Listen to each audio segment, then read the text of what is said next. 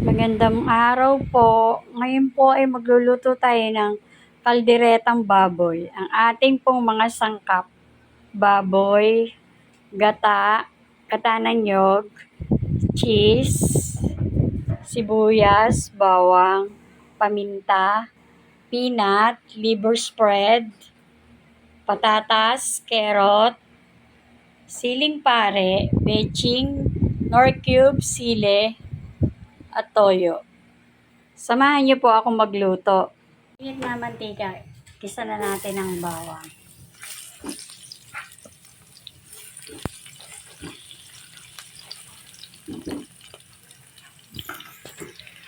Hintayin natin maging light brown.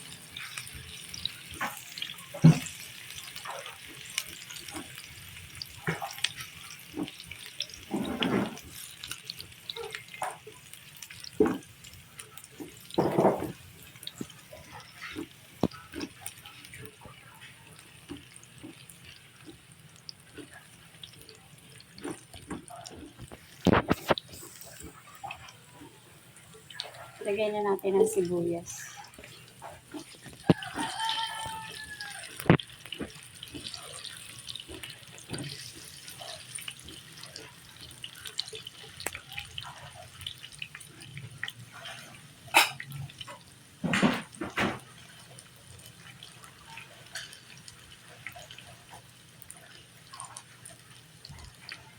Sunod natin ang baboy. Haluin natin.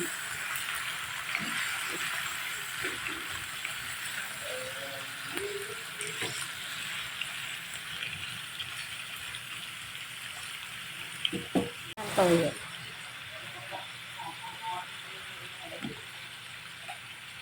Sunod natin ang paminta. Isang kutsa muna po natin. Okay, na isang kutsa na natin. Lagay na natin ang sili. Lagay na natin ang tubig. 2 cups of water.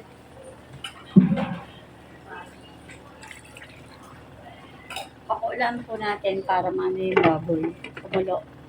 Pwede na natin ilagay ang gata. Pwede na natin ilagay ang peanut.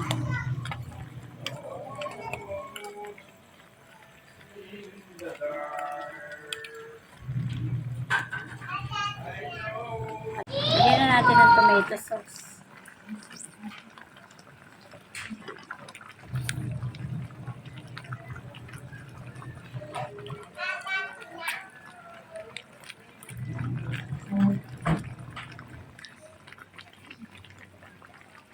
Haluin natin. Ito ng nor cubes.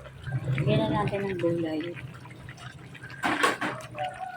Takpan muna natin.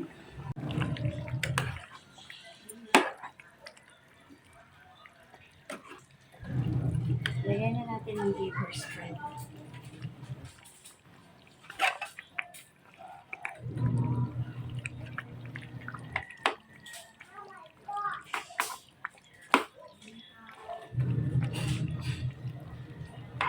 Iwanan muna natin. Bigyan natin ng konting patis kasi medyo mataba. Silipin natin ng peso.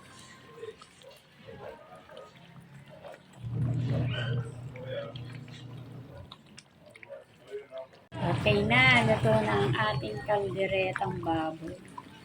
Pwede na po tayong kumain. Bye!